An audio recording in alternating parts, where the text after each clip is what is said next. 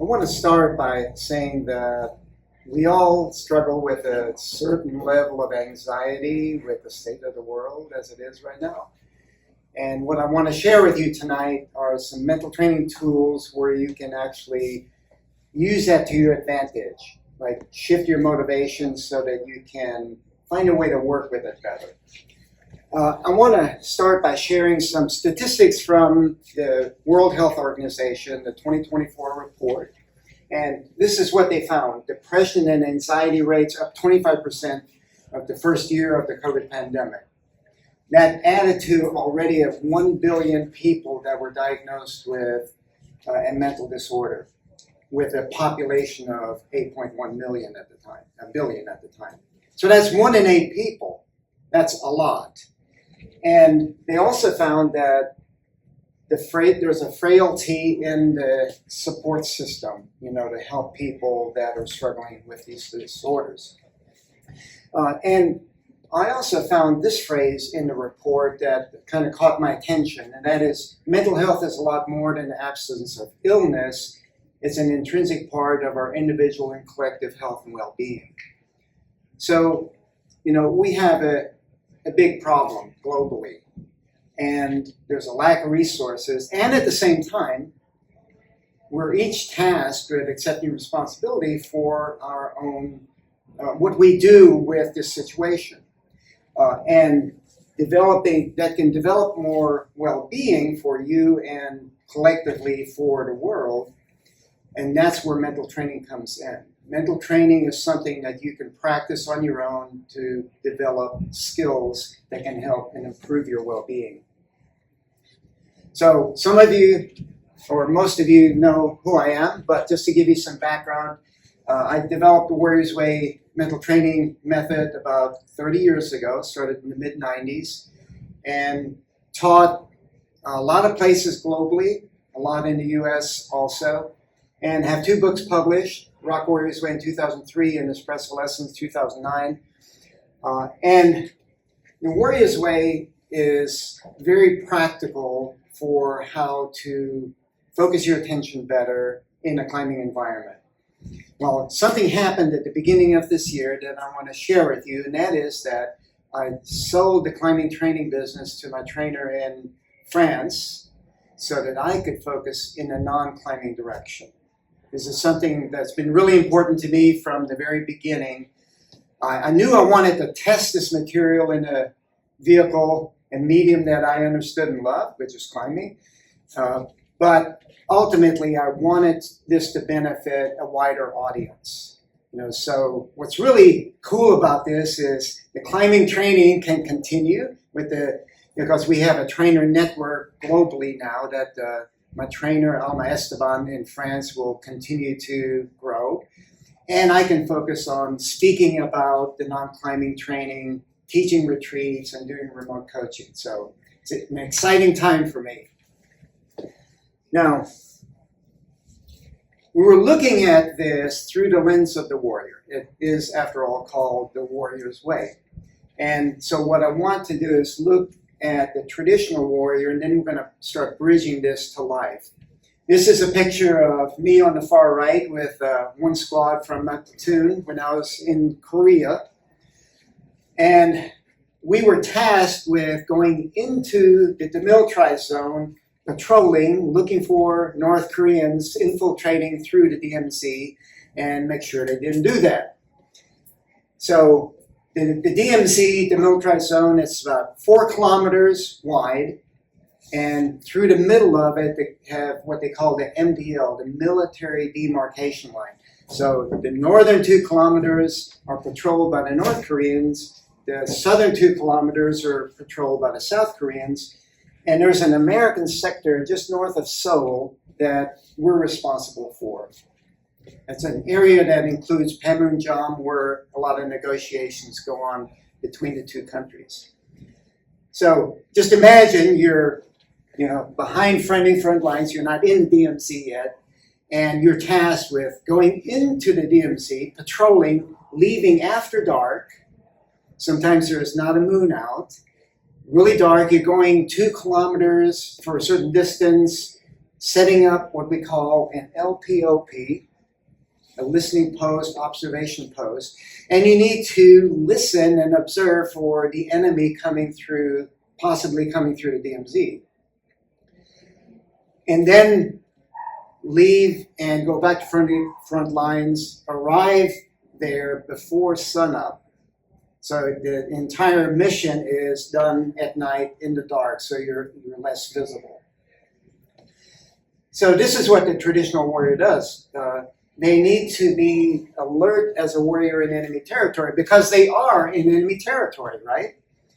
And they need to be alert, and this is where the designation of the LPOP comes to life, because listening is an active form of your hearing sense, and observation is an active form of your sight sense. You're actively projecting your attention through listening and your eyes to observe out of your mind and into the external environment so you can gather important information.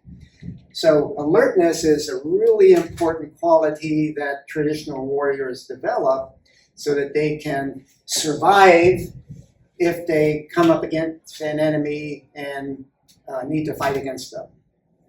But there's another really important thing that we can learn from the traditional warrior, and that is that they're moving toward the enemy. They're moving toward the stressor. You know, they're not just staying behind friendly front lines and in their comfort zones. They're going forward, moving toward into the DMZ to meet the enemy if they decide to come. Now, we want to translate this to life, right? A great example of that is Chogyam Trungpa. He wrote this book called Shambhala, The Sacred Path of the Warrior. Trungpa was a Tibetan Buddhist who was responsible for bringing Tibetan Buddhism to America. And he spent some time in different places around the U.S., but he spent a lot of time in Boulder. He helped open the Naropa Institute, and then he had what I think was called the Rocky Mountain Retreat Center north of there back in the 70s. Actually, I was in Boulder in 1976, about the same time that he was there. Never met him, but this is where he was and what he was doing, and he had a definition. He has a definition in this book about a warrior, because he's subtitling this book, The Sacred Path of the Warrior. So he's defining it, and he defines it as one who is brave, where you're not afraid of yourself. Because what we're doing as a life warrior, we're not just like the traditional warrior looking out into the external environment, we're also looking in our internal environment. You know, there's sort of envy in there too, things we don't want to look at, like fear of failure, self-worth issues, etc. So we need to add awake to this phrase. And a life warrior needs to be awake and alert as a warrior in enemy territory. You need to be awake to your own mind's self-limiting tendencies, and then alert so that your attention is engaged in the tasks that you're doing. And you're familiar with that if you've taken the climbing clinic, because we work with how to get attention into the situation. Now, we have a definition for warrior, and it reads like this. Warriors are people who have made a conscious choice to live their lives courageously as an opportunity to explore their inner and outer worlds and leave the world a better place because they have lived. That's a lot. But there's some key words there that are important. First of all, conscious. Like I said a moment ago, you need to be conscious and aware of your own mind and how it has a tendency to move you toward just staying in your comfort zone. You need to make a choice to move forward into the enemy territory, into the stress in whatever you're engaging, because that's where you learn. And it takes courage, to show up for those challenging situations. And exploration, and again, it's double arrow, like you're exploring the stressors in the external world, but also the internal stressors. Exploration is having an experience in that enemy territory, so to speak, where you're really engaged in the stressor. And guess what happens? If you're doing this, you're learning more about your own, you're building your skill set. And when you do that, you're adding value to yourself, but also to the people that you're engaging with. And that adds value to the world. You leave the world a better place. Now, mental training can seem very intangible, so climbing is a really great medium and metaphor for giving it some structure. So this is the Grand Teton in Wyoming. And the first part of the climbing metaphor is you need to know where you're going. You need a direction. So if you're going to go climbing, you might go, to Western North Carolina and get on some multi-pitch, or you might find some one-pitch sport climbing at Pilot Mountain, or you might want to do a mountain like Grand Teton. Once you decide where you're going to go and what route you're going to get on, then you've made the choice about what your goal is that gives you direction for your efforts. The second part is motivation. Now, I want to tell you that your mind is exclusively comfort-based motivated. It just loves comfort. So it's natural. So we don't want to fight that, but we want to point that natural comfort-based motivation in the direction of stress that stands between you in the valley and the summit of your goal that you're wanting to achieve. And then the work is the third part. You're looking for the path of least resistance through the stress to your goal. So applying that to climbing the Grand Teton, let's say you're down here in the valley. You know you want to climb to the summit of the Grand Teton, and let's say you want to climb the left skyline there. That's the Exum Ridge. It's a really beautiful climb.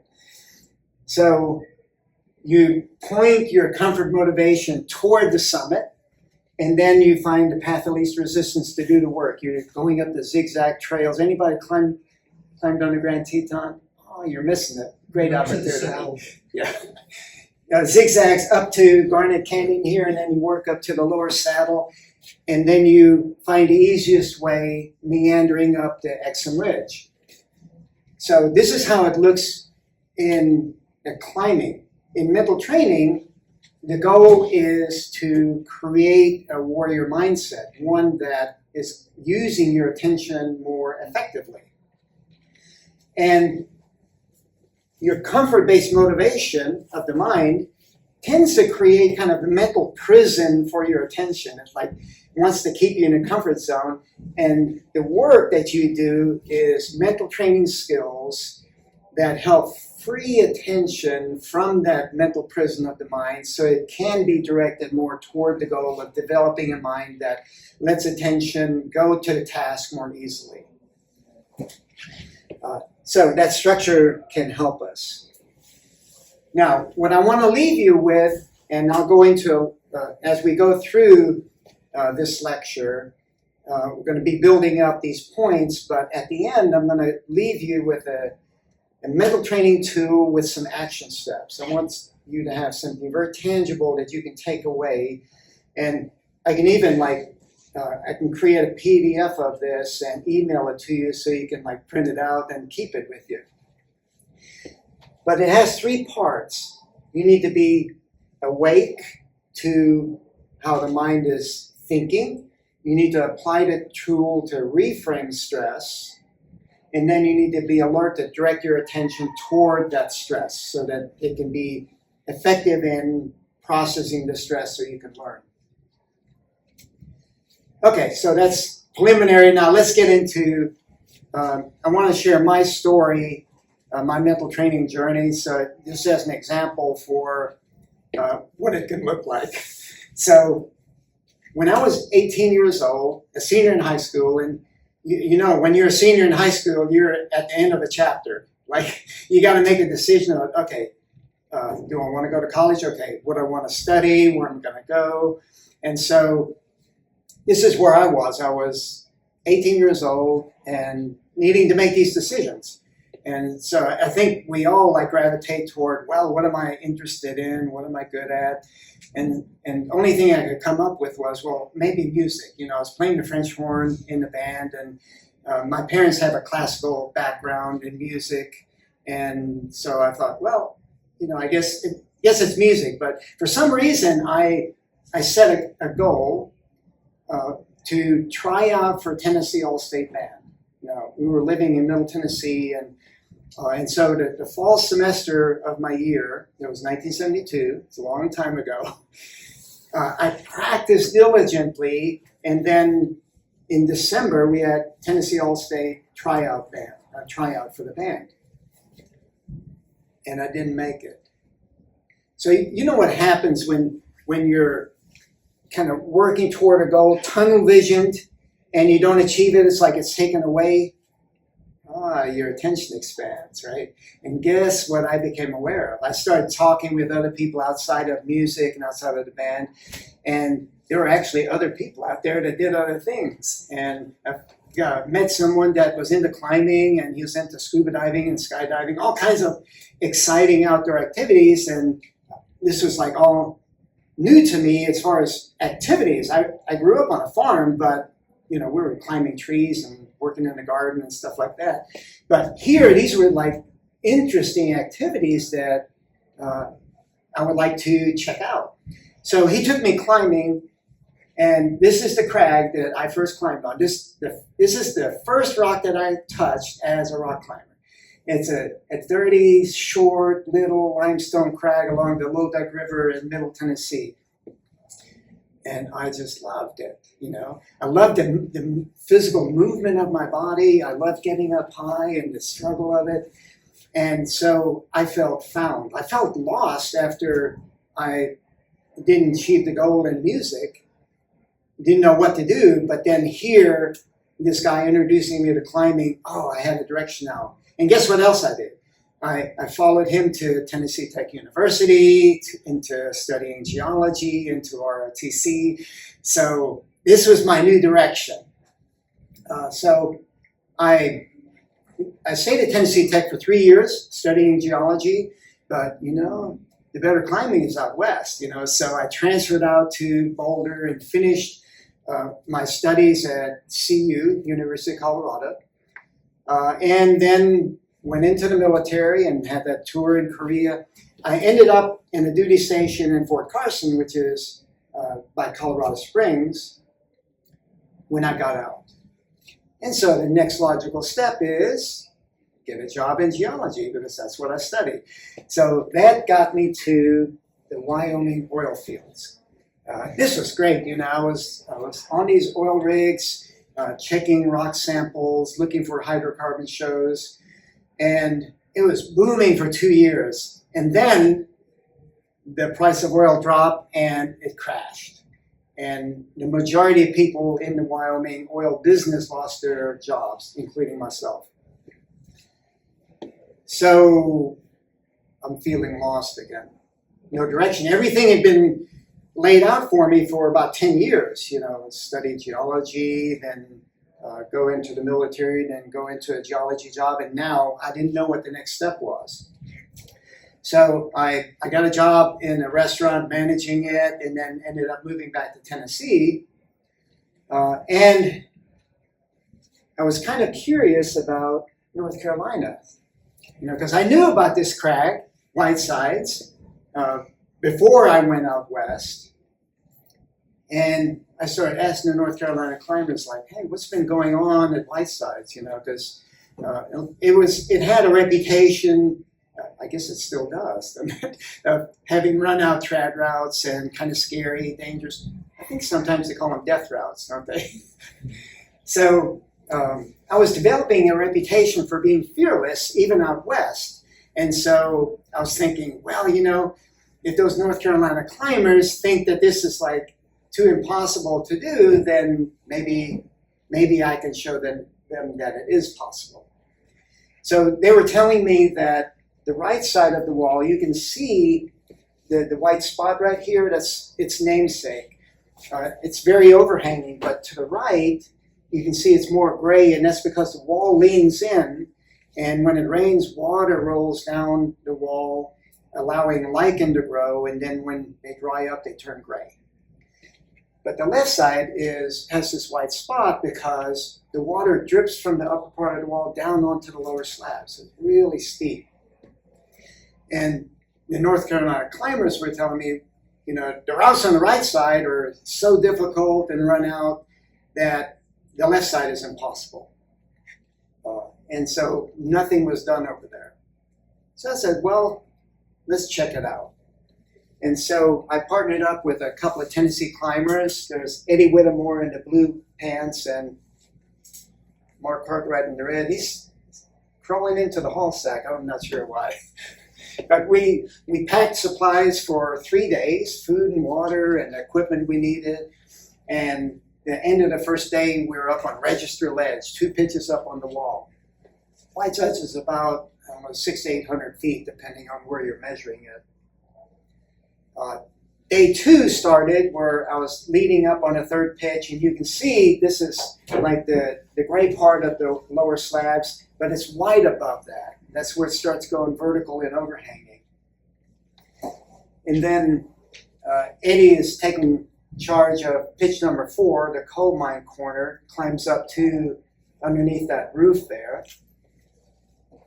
And then Mark Cartwright, we're swapping leads, so he does pitch number 5. We call it the happy hooker because a lot of whiteside is difficult to protect, and sometimes you can use these sky hooks or cliffhangers and edge on little edges or horns, and then maybe free climb a little bit, find a piece of protection, hang on another hook. It's kind of nerve-wracking, actually. But he called that the happy hooker because he was like doing a lot of hooking with his sky hooks. And then I climbed pitch 6 to get us up to Hyman Ledge, which is kind of narrow, and about 2/3 of the way up the wall, right below the steepest part of it.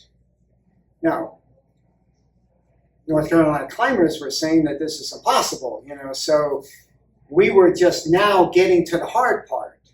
And we had 1 day left of food and water, and I really was starting to get concerned about whether or not we're going to be able to finish the route in the next day. And so I decided that I would climb up. This is still day 2. I would climb up about as far as I could and leave a fixed rope. So I climbed up about another 100 feet, put in some anchors, and then rappelled back down, slept on that ledge, so that kind of assured that we would get off on day 3. And I'll tell you why we called it the jump pitch in just a moment. But on day 3, I climbed back up to my high point and then continued climbing. And I'm using a lot of these sky hooks also. And they slip off. And I take like a 50-foot fall, mostly in the air, well, all in the air, which is actually kind of exciting, for some people, but it's scary too. But we called it jump pitch, partly because of this, but also because Mark Cartwright had brought along like a jukebox with Van Halen, who has that song, might as well jump. And so we called it the jump pitch. Anyway, went back up, finished that pitch, and then one more, the 8th pitch. We call it the bathtub pitch because it had these deep wacos that you could climb through, some really interesting features. And then we made it to the top. So we showed that the left side of the wall was not impossible. You could climb it, and we called it the volunteer wall. Why? Because if you North Carolina climbers want to see if something is possible, just call a Tennessee volunteer, right? Tennessee is the volunteer state, right? So you can see, like, the need for my ego to show its importance, right? And as I started studying mental training more, I started realizing something. I realized that I was kind of fearless in this run-out trad terrain, but there were climbers climbing like safe 513 sport climbs that I was sort of afraid to get on. Why? Because I was one of the best in the run-out trad terrain, but I would just be another fish in the school of all the climbers in this harder terrain. So I learned that I was just kind of staying in my comfort zone a little bit, maybe a lot. So this is what's so cool about mental training is like it reveals a lot of things right below the surface, that are interesting and helpful to work through. So at the same time as I was like improving in my climbing, I'd moved back from Wyoming to Tennessee. I needed a job, and so I got a job in my father's industrial tool business. My brother Mark and I were working with him, and I really remember I'm still lost, right? I lost my geology job, in Wyoming, and I got a restaurant job and a bunch of other odd jobs in between this one until I got this one, and so I really didn't have any meaningful work. I couldn't get excited about cutting tools like this end mill right here, cutting metal, bandsaw blades and drills and milling machines. It wasn't exciting to me. And a lot of things were kind of coming together to just make me hate my life. You ever been there? You ever had some times where just things feels like it's just not working? I was going through a divorce, and it was a difficult one. We had visitation problems. I felt like my son was being taken away from me. I had my meaningful job taken away from me.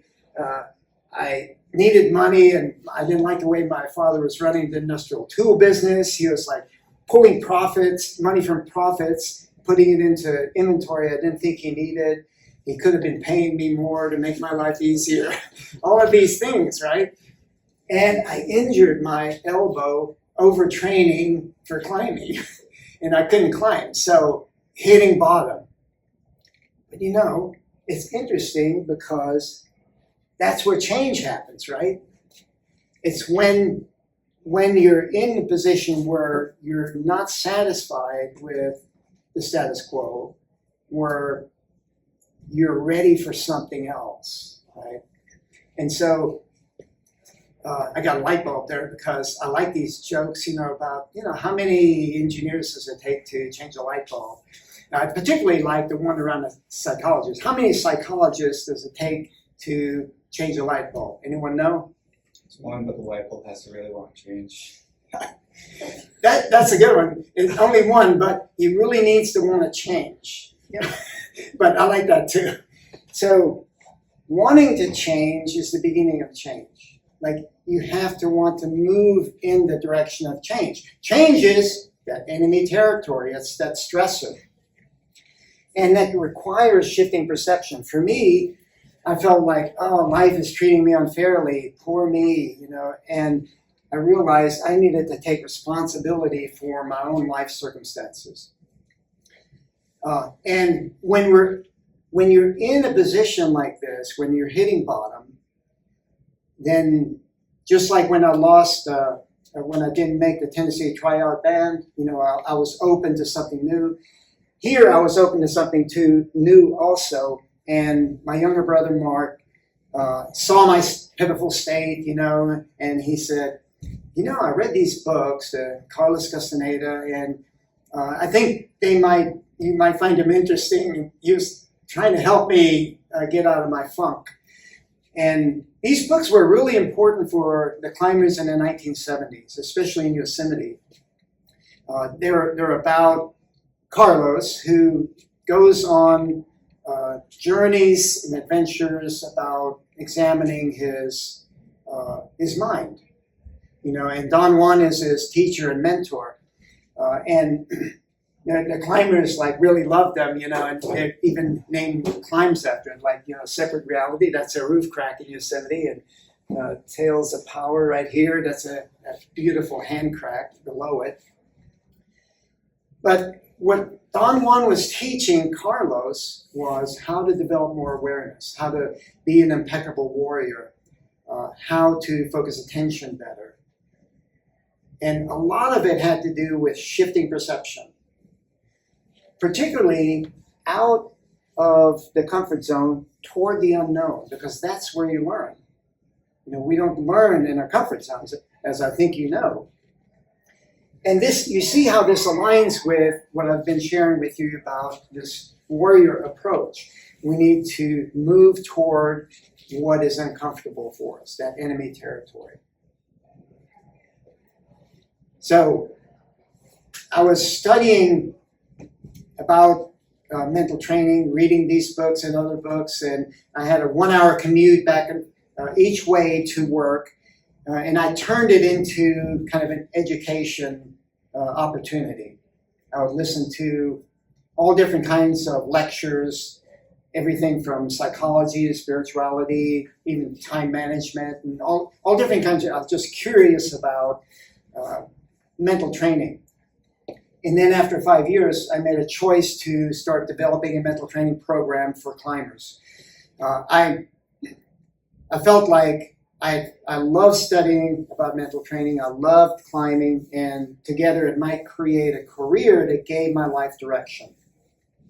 And after about 5 years of study, I had a lot of notes, and I wanted to go through it and see if I could synthesize it into, kind of consolidate it into something to teach. And I came up with these 7 processes that ended up being the chapters in the Rock Warriors Way book. So I said, okay, these are the 7. Now, how do I teach them? So you can imagine it's a long learning journey to figure out how to teach accepting responsibility, for example.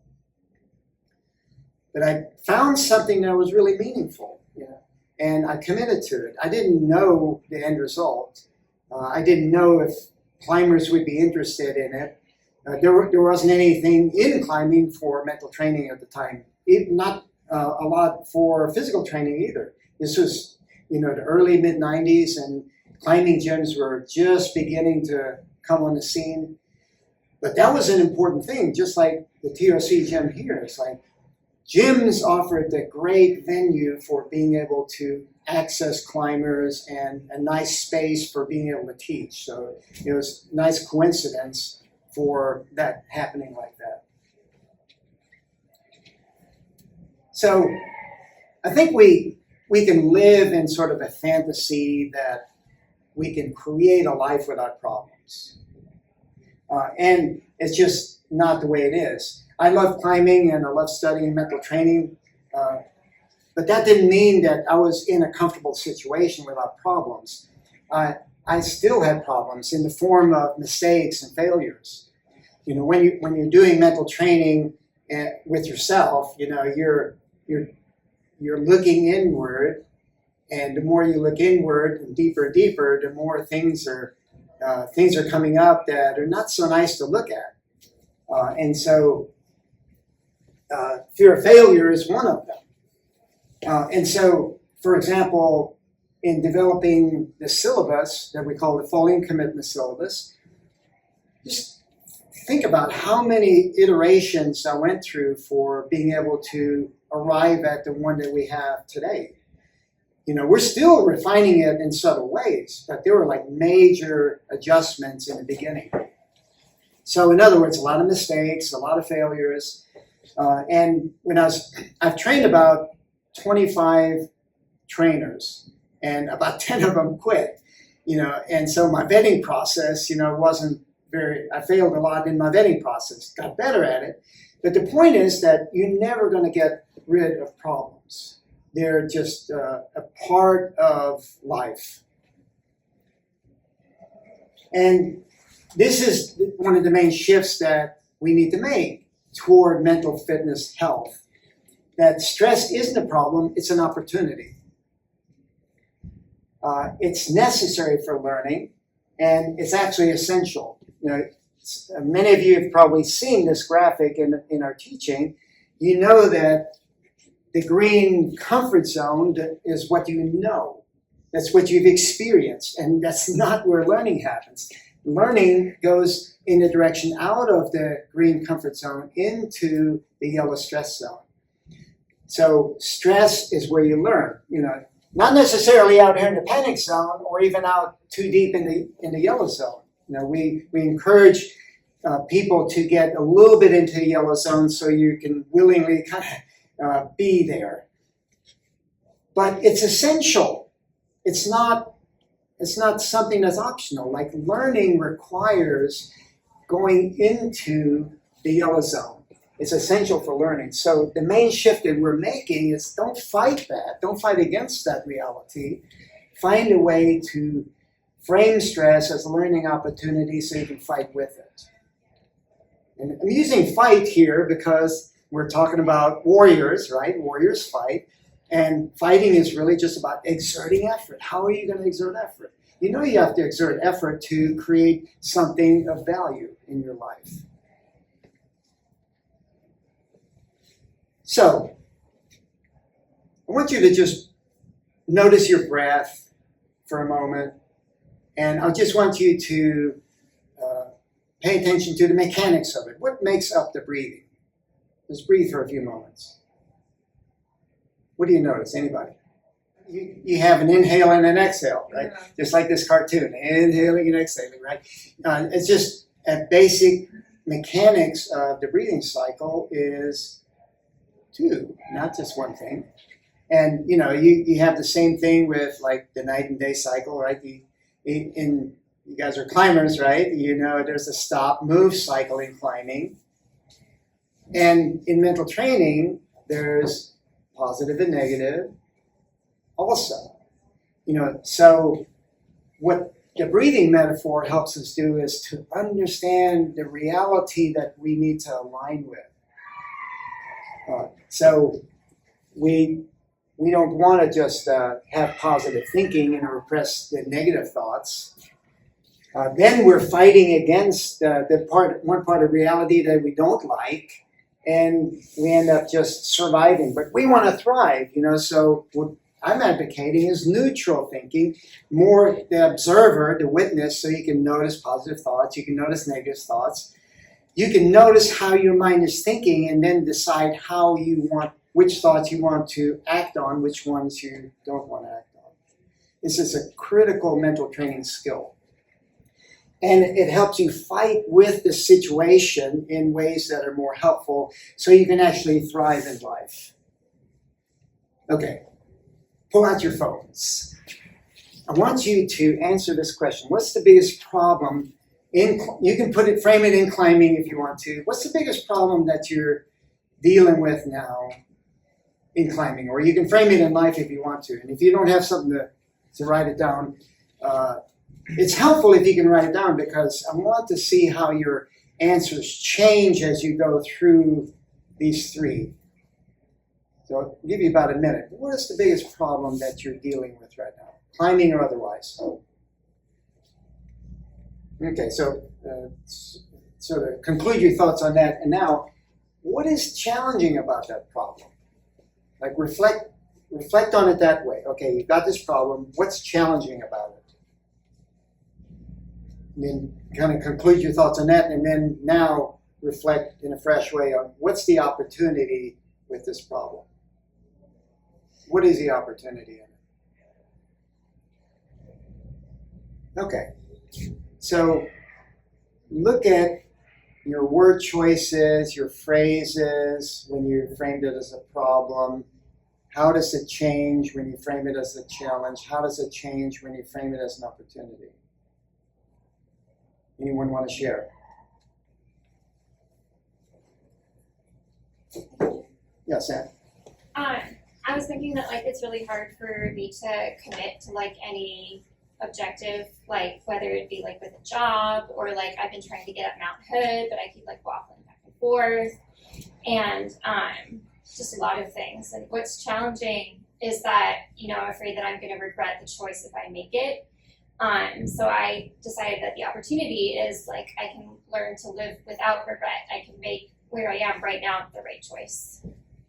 Yeah. So what Sam is sharing is this. It's your answers have a tendency to change from being passive and avoidant toward active and willing to engage. And you use the word learn, right? So you see how learning, because learning, where does it happen? In the stress zone, in the unknown. So you have to move in the direction of that stressor in order to learn. So the thing to think about is like when an event happens in your life, let's just say it has a beginning and it has an end. It makes up a certain part of your life. Like you have a choice to, how am I going to spend this time? How am I going to traverse this time to create the kind of life I want to have? You're going to pass that time anyway. Are you going to pass it passively, avoidantly, thinking that's a problem, or actively and eagerly engaging as an opportunity? And guess what? If you're thinking it, or what I need to learn, and you're actively engaging, you'll probably shrink the amount of time of that problem. So this is the tool, and we're going to integrate it into the action steps in a moment. But the more you can make a shift toward catching yourself when you're seeing things as a problem and shift it toward what's the opportunity in this problem, you're going to be more actively engaged. You're going to find solutions quicker. You'll be taking action quicker. So we're getting to the end here. I want to summarize and kind of integrate this stuff. What I call mental fitness illness is the problem is about an either-or motivation. It's an indirect or undirected comfort-seeking motivation. Remember I said your mind is naturally comfort-seeking motivated. And without a goal, it's not directed. And so when you're unconsciously just reacting to the mind trying to be comfortable, you're striving for a comfortable future, or you're looking for it in the present moment. Well, maybe you feel like, well, either I have to find comfort in the future, or just kind of cope and be as comfortable as I can right now. And you see the reality is sort of either or. But mental fitness health is about at both end motivation, where comfort motivation is directed toward goals that are important to you. You both accept the stress today because you see value in it. And you're also striving for a better future. You're developing mental training skills so that you can deal with stress better. And so when we integrate the mental training tool, the PCO tool, with the action steps, and this phrase, be awake and alert as a warrior in enemy territory, we need to be awake to how you're framing this enemy territory, this stressor. Use the PCO tool to reframe it as an opportunity, like you just did. And then be alert so you can direct your attention to move toward it and stay engaged in it. So what does this mean for the World Health Organization findings? You know, we have this problem, increased mental health problems, lack of support system, right? The opportunity, like I said, you still have the responsibility for your own lives, right? So the opportunity is to develop self-sufficient tools to support yourself. And as you're doing that, you can also help support others. And that ties into this other phrase where it's not just the absence of illness. You want, health and well-being for the individual and for the collective. So if you improve your own well-being, you're going to add value to the collective's well-being. And you leave the world a better place because you have lived, right? So in closing, like I said, at the beginning of the year, I started teaching in a non-climbing arena, and I have these retreats. Anyone know Clay Sykes, the climber who lives near Brevard? Used to be in Atlanta, a friend of mine. He's got this barn. He's got this property about 70 or 80 acres close to Brevard in Penrose. And he remodeled this barn into a beautiful space. It's got these big wooden floors where we can do like meditations or Tai Chi or yoga drills. And so we have a weekend retreat here where we go through 10 sessions of really digging deep into this material, where we can have some lectures, some body-oriented drills, and then discussions, so you can really understand this material, and then have a very practical tool for taking it forward on your own.